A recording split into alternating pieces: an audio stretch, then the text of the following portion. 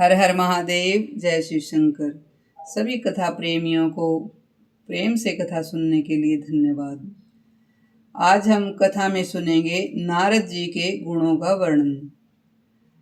एक समय की बात है, अर्जुन बोले, देवर्षे, आप संपूर्ण प्राणियों के प्रति समान भाव रखने वाले, जितेंद्रिय तथा राग द्वेष रहित हैं। तथापि आप में जो कलह कराने की प्रवृत्ति है, उसके कारण कई हजार देवता, गंधर्व, राक्षस, दैत्य तथा मुनि नष्ट हो गए। विप्रवर, आपकी ऐसी चेष्टा क्यों होती है? इस संदेह का निवारण कीजिए। सूत जी कहते हैं, सोनक जी, अर्जुन के मुख से यह बात सुनकर नारद मुनि हंसते हुए से ब्राह्मव्य मुनि की ओर मुख करके देखने लगे। ब्राह्मव्य का जन्म हारित के कुल में हुआ था। वे उस समय नारद जी के पास उपस्थित थे। ब्राह्मव्य बड़े बुद्धिमान थे। उन्होंने नारद जी का मनोभाव समझ लिया और हंसते हुए स्नेह युक्त वाणी में अर्जुन से इस प्रकार कहा। ब्राह्मव्य मुनि बोले, हे पांडुनंदन, आपने नारद जी से जो कुछ कहा है वह सब सत्य है। प्रत्येक मनुष्य के मन में ऐसा संदेह हो जाता है कि इस विषय में भगवान श्री कृष्ण के मुख से जो बात सुनी है वही मैं आपको बताऊंगा। आज से कुछ काल पहले की बात है। संपूर्ण यादवों को आनंदित करने वाले भगवान श्री कृष्ण महिसागर संगम की यात्रा में इधर आए थे। उनके साथ उग्रसेन, वसुदेव और बब्रू, प्रद्युम्न आदि भी थे। भगवान ने कुटुंबी जनों के साथ महिसागर संगम में स्नान करके बहुत दान किए। पिंडदान आदि करके देव पूजन के पश्चात नारद जी की भी पूजा की। तदंतर यादवों की सभा में महाराज उग्रसेन इस प्रकार बोले, जगदीश्वर श्री कृष्ण, मैं एक संदेह पूछता हूँ, आप उसका समाधान करें। जो महाबुद्धिमान नारद जी हैं, समस्त संसार में इनकी ख्याति है। मैं जानना चाहता हूँ कि ये अत्यंत चपल क्यों है, क्यों वायु की भांति समस्त जगत में चक्कर लगाया करते हैं। इन्हें कलह कराना इतना प्रिय क्यों है तथा आपस में इनका अत्यंत प्रेम कैसे है। भगवान श्री कृष्ण ने कहा, राजन, आपने जो पूछा है वह सत्य है। मैं इसका कारण बताता हूँ। पूर्व काल में प्रजापति दक्ष ने मुनि श्रेष्ठ नारद जी को शाप दिया था। इसीलिए हुआ कि ऐसा इसलिए हुआ कि सृष्टि मार्ग में लगे हुए दक्ष के कुछ पुत्रों को नारद जी ने अपने वैराग्यपूर्ण उपदेशों से विरक्त बनाकर वहां से अनंतर कहीं और भेज दिया। यह घटना एक ही बार नहीं, 2 बार हुई। यह सब देखकर दूसरे पुत्रों के भी विचलित होने से रुष्ट होकर दक्ष ने शाप दे दिया, नारद, तुम सदा संसार में भ्रमण करते रहोगे, कहीं भी तुम्हारी ठहरने के लिए स्थान न मिलेगा तथा तुम इधर उधर की चुगली खाने वाले होगे। ये 2 शाप प्राप्त करके उन्हें दूर करने में समर्थ होकर भी नारद मुनि ने ज्यों के त्यों स्वीकार कर लिया। कथा कहती है, यही साधुता है कि स्वयं समर्थ होकर भी दूसरों के अपराध अक्षमा कर दे। नारद जी कहते हैं, पहले यह बात देख लेते हैं कि अमुक दैत्य या राक्षस आदि का विनाश आ चुका है। तब वे इसकी कलह भावना बढ़ाते हैं और चुगली के लिए झूठ न बोलकर सच्ची बात बताया करते हैं। इसीलिए वे पाप से लिप्त नहीं होते। सर्वत्र भ्रमण करते रहने पर भी इनका मन ध्येय से विचलित नहीं होता।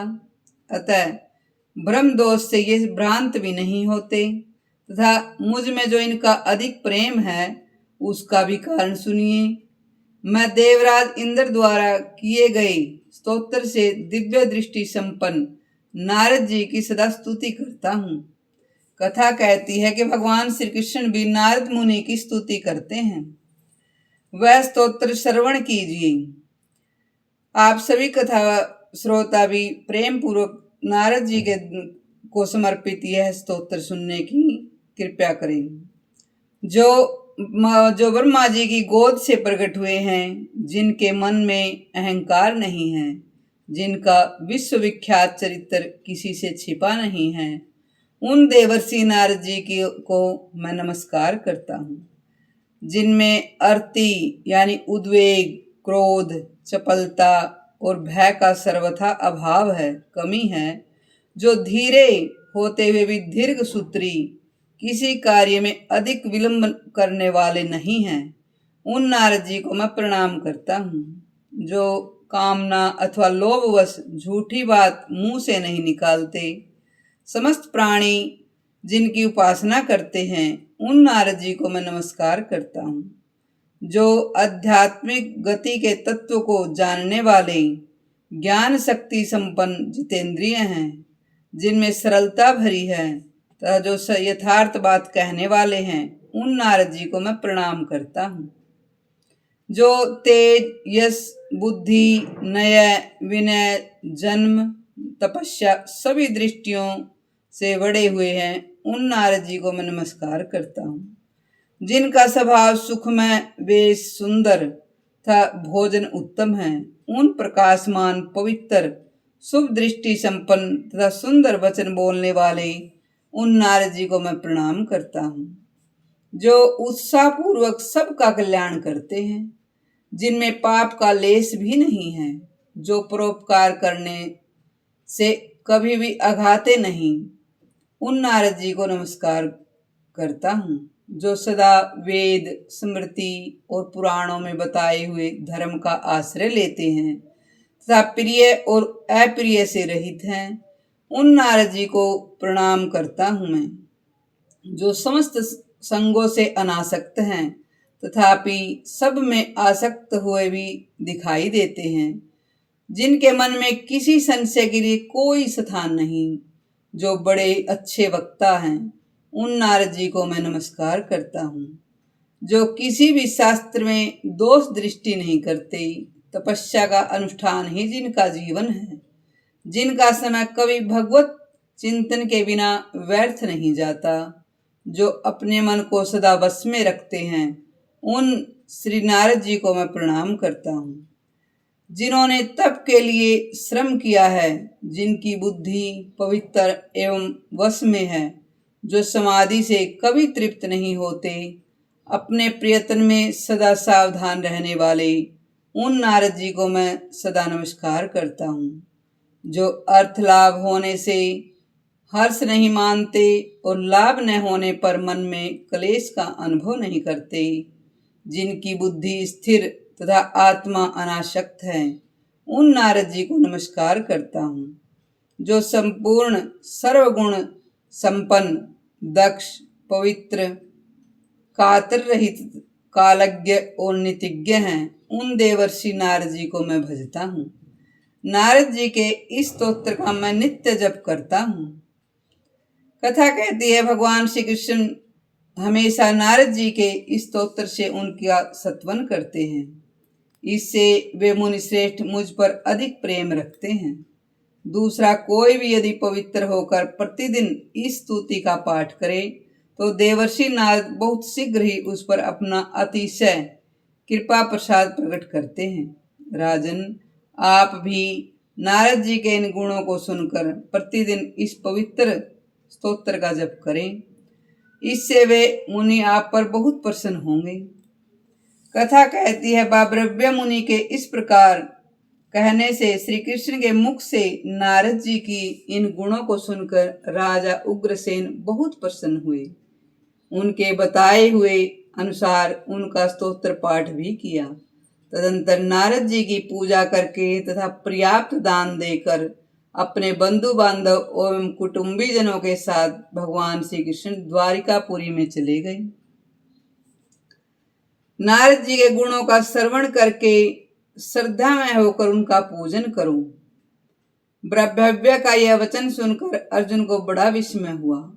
उनके अंगों में रोमांच हो आया और उन्होंने भक्ति पूर्वक भगवान नारद जी के चरणों में प्रणाम किया तत्पश्चात इस प्रकार कहा, मुने, आपके मुख से इस गुप्त अक्षेत्र का महत्त्य सुनकर मुझे तृप्ति नहीं होती, अतः इसका पुनः वर्णन कीजिए।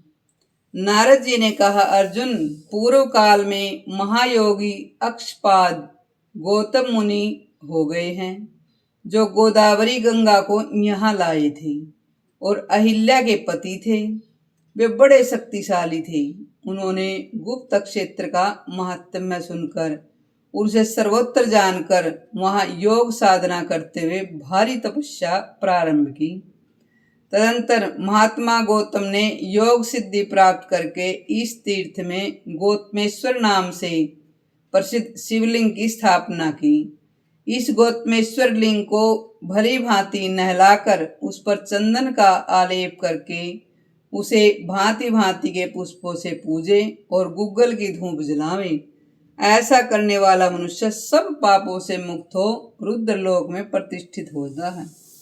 बोली शंकर भगवान की जय। आपको ये कथा कैसी लगी हमें कमेंट में अवश्य बताइए। कथा को लाइक करने के लिए आपका धन्यवाद।